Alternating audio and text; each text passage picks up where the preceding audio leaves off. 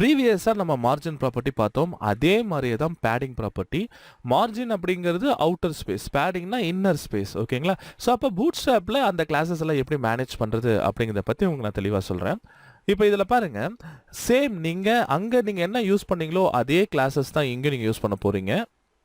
ஆனால் என்னன்னா அங்கே எம் யூஸ் பண்ணியிருப்பீங்க, இங்கே அதுக்கு பதிலாக வந்து பார்த்தீங்கன்னா பின்னு யூஸ் பண்ணால் போதும் பேடிங்னால. சரிங்களா? ஸோ இப்போ பாருங்கள், நார்மலாக எல்லா சைடும் பேடிங் கொடுக்கறது இருந்தால் ஜஸ்ட் பி மட்டும் கொடுத்தா போதும். அதில் உங்களுக்கு என்ன சைஸ் வேணுமோ அந்த சைஸ். இப்போ நான் 5 கொடுத்தேன்னா 5 வரும். இதில் வந்து எனக்கு 0 to 5 வரைக்கும் எனக்கு இருக்குது மார்ஜினில் இருக்கிற மாதிரியே. இதில் பிரேக் பாயிண்ட்ஸும் இருக்குது. இன்கேஸ் எனக்கு பேடிங் வந்து பார்த்தீங்கன்னா எனக்கு எல்ஜியில் வந்து எனக்கு வந்து மூணு தான் இருக்கணும் அப்படின்னா அந்த பிரேக் பாயிண்ட்ஸ்க்கும் நம்ம கொடுத்துக்கலாம். டாப் மட்டும் இப்போ எனக்கு லெஃப்ட் மட்டும் வேணும்னு வச்சுக்கோங்களேன். அப்போ என்ன பண்ணலாம், பிஎஸ் அப்படிங்கிறது கொடுத்துட்டு -1னா லெஃப்ட் சைடில் மட்டும் ஒரே ஒரு மார்ஜின். அதே மாதிரி வந்து பார்த்தீங்கன்னா நீங்கள் கண்டினியூஸாக வந்து உங்களுக்கு எத்தனை வேல்யூஸ் வேணுமோ. இப்போ அடுத்தது எனக்கு ரைட் சைடு வேணும்னா பிஇனா பி எண்டு, அதுக்கப்புறம் பி டாப், பிடி அதுக்கு 1ன்னு கொடுத்துக்கிறேன். அதுக்கப்புறம் பிபினா பி பாட்டம், பேடிங் பாட்டம், அதுக்கு 1ன்னு நான் கொடுத்துக்கிறேன். ஸோ இதுக்கும் உங்களுக்கு வந்து பார்த்தீங்கன்னா என்னென்னா ஒவ்வொன்றுக்கும் இண்டிவிஜுவலாக நீங்கள் வந்து பிரேக் பாயிண்ட்ஸும் யூஸ் பண்ணலாம். ஸோ இப்போ எக்ஸாம்பிளுக்கு இது எல்ஜி நான் கொடுத்தேன்னா எல்ஜியில் எனக்கு டிஃபால்ட்டாக வந்து பேடிங் பாட்டம் வந்து 1 பிக்சலில் 1 பாயிண்டில் இருக்கும் அப்படிங்கிறது. இங்கே நம்ம என்ன கால்குலேஷன்ஸ் நம்ம யூஸ் பண்ணோமோ சேம் அதே கால்குலேஷன்ஸ் தான் வந்து பார்த்தீங்கன்னா இங்கேயும். சரிங்களா?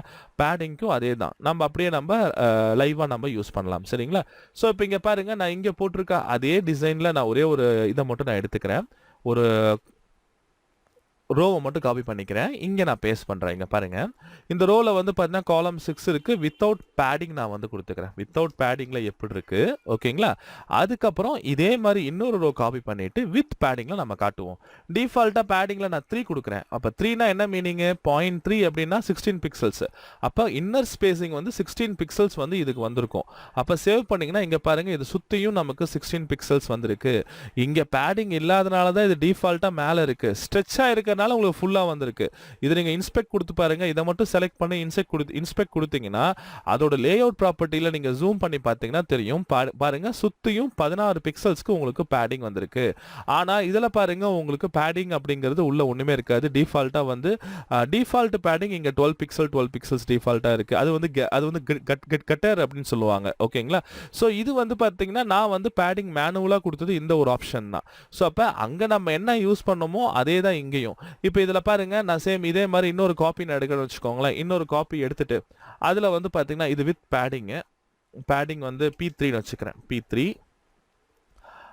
டாப்புக்கு மட்டும் எனக்கு பேடிங் வேணும்னா PT-ன்னு வச்சுக்கிறேன். ஓகேங்களா? இதை நீங்கள் சேவ் பண்ணுங்க. டாப்பில் மட்டும் பாருங்க பேடிங் வந்திருக்கும்.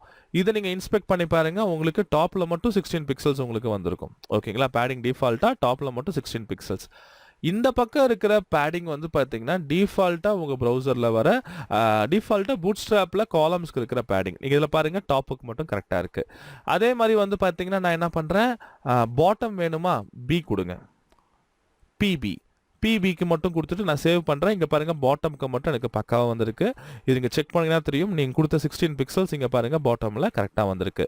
இந்த 12 பிக்சலுங்கிறது டிஃபால்ட்டாக வந்து ஒவ்வொரு காலமுக்கும் இருக்கிற ஸ்பேசிங். இப்போ 2 காலம் கொடுத்தீங்கன்னா ஒவ்வொரு காலமுக்கும் இருக்கிற ஸ்பேசிங்காக டிஃபால்ட்டாக பூட்ஸ்ட்ராப்பில் யூஸ் பண்ணுற ஒரு வேல்யூ இது. ஓகேங்களா? அதுக்கப்புறம் வந்து பார்த்தீங்கன்னா இதே பாருங்கள், லெஃப்ட் கொடுக்குறேன். லெஃப்ட் மீன்ஸ் என்னது? எஸ் கொடுத்தீங்கன்னா போதும், ஆட்டோமேட்டிக்காக லெஃப்ட் சைடில் வந்து உங்களுக்கு வந்து 3 பாயிண்ட். 3 மீன்ஸ் 12. இது வந்து இங்கே மட்டும் பாருங்கள் 12 இருக்கும். பாருங்களேன், இதில் மட்டும் 12 இருக்கும். சரிங்களா? இது நீங்கள் இன்ஸ்பெக்ட் பண்ணிங்கன்னா தெரியும் உங்களுக்கு. இதை மட்டும் செலக்ட் பண்ணி ரைட் கிளிக் பண்ணி இன்ஸ்பெக்ட் கொடுங்க. இந்த இடத்துல பாருங்கள் 3. ஆக்சுவலி 12 இல்லை, நம்ம வந்து 3 கொடுத்துருக்கனால என்ன மீனிங்? 16 பிக்சல்ஸ். ஸோ பாருங்கள், இங்கே 16 பிக்சல்ஸ். அப்போ டிஃபால்ட்டாக 12 பிக்சல்ஸ் அங்கே இருந்தது பார்த்தீங்களா லெஃப்ட் அண்ட் ரைட்டில். அதை ஓவர் ரைட் பண்ணி நாம கொடுத்த 16 பிக்சல்ஸ் இதுக்கு அப்ளை ஆயிருக்கு. அதே மாதிரி பாருங்கள், இப்போ இதே ஒரு காப்பி எடுத்துட்டு இன்னொன்று வந்து பாருங்க எண்டுக்கு கொடுக்குறேன். இது வந்து பாருங்க டிஃபால்ட்டா இங்க 12 பிக்சல்ஸ் ரைட்ல இருக்கும் அடுத்தது. ஆனா இப்ப ரைட்ல வந்து பாருங்க உங்களுக்கு வந்து 12 பிக்சல்ஸ் இருக்காது, 16 பிக்சல்ஸா உங்களுக்கு மாறிடும். ஏன்னா இது நாம மேனுவலா ஓவர் ரைட் பண்ணிட்டோம். ஸோ இந்த மாதிரி ஈஸியாக நீங்க மாத்தலாம்.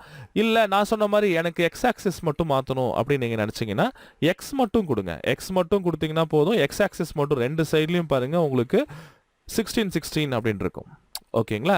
இதே y ஆக்சிஸ் குடுத்தீங்கன்னா டாப் அண்ட் பாட்டம் 2 சைடும் வந்து பார்த்தீங்கன்னா 16, 16 வந்துரும். இப்ப இத பாருங்க செலக்ட் பண்ணிக்கிறேன். ரைட் கிளிக் பண்ணி இன்ஸ்பெக்ட் எலிமெண்ட் குடுக்குறேன். Top and bottom 16, 16. Default padding வந்து பாருங்க உங்களுக்கு 12 பிக்சல்ஸ்ல இது ஆட்டோமேட்டிக்கா மெயின்டெயின் ஆகுது. ஸோ இதுதான் வந்து ரொம்ப ரொம்ப சூப்பரான ஸ்பெஷாலிட்டி. அது மட்டும் இல்லாம நீங்க பேடிங் வந்து இதுலயும் குடுக்கலாம். ரெஸ்பான்சிவாவும் குடுக்கலாம். நம்ம ப்ரீவியஸ் ஸ்டைல்ல நம்ம பண்ண மாரி தான். இங்க பாருங்க இத அப்படியே நான் காப்பி பண்ணிக்கிறேன்.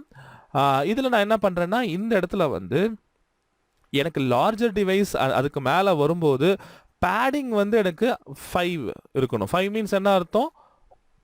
48 பிக்சல்ஸ் எனக்கு இருக்கணும். கரெக்ட்டுங்களா? 48 பிக்சல்ஸ் எனக்கு இருக்கணும் அப்படின்னு நான் சொல்றேன். பேடிங்னு உள்ள டைப் பண்ணிக்கலாம். பேடிங்.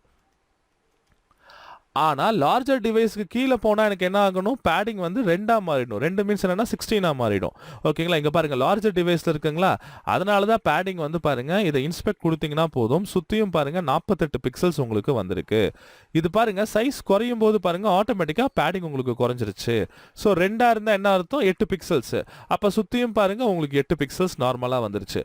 அப்ப medium device, smaller device, extra ஸ்மால்ல 8 பிக்சல்ஸ் இருக்கும். லார்ஜர் டிவைஸ் அதுக்கு மேல போகும்போது அது ஆட்டோமேட்டிக்கா 48 பிக்சல்ஸா உங்களுக்கு பேடிங் கன்வெர்ட் பண்ணிடும். ஸோ இந்த மாதிரி நீங்க மீடியா குவெரிஸுக்கும் நீங்க மீடியா பிரேக் பாயிண்ட்ஸ்க்கும் பேடிங் நீங்க அப்ளை பண்ணி அழகா யூஸ் பண்ணலாம். இது ரொம்ப யூஸ்ஃபுல்லா இருக்கும். நாம வந்து பாத்தீங்கன்னா மொபைல் ஸ்கிரீனுக்கு வரும்போது ஸ்டாக் ஆகி ஒரு புக் அடுக்கி வைக்கிற மாதிரி நம்ம வந்து டிவ்ஸ் எல்லாம் நீட்டா அடுக்கி வச்சுட்டு நார்மல் ஸ்கிரீனுக்கு வரும்போது எல்லாமே வெர்டிகலா ஹரிசாண்டலா உங்களுக்கு அலைன் ஆகிற மாதிரி நம்ம அழகா நம்ம பண்ண முடியும். அந்த இடத்துல இந்த மார்ஜின் அண்ட் பேடிங் ப்ராப்பர்ட்டி ரொம்ப ரொம்ப யூஸ்ஃபுல்லா இருக்கும். சரிங்களா? இதை நீங்க எல்லாருமே எக்ஸ்ப்ளோர் பண்ணி பாருங்க.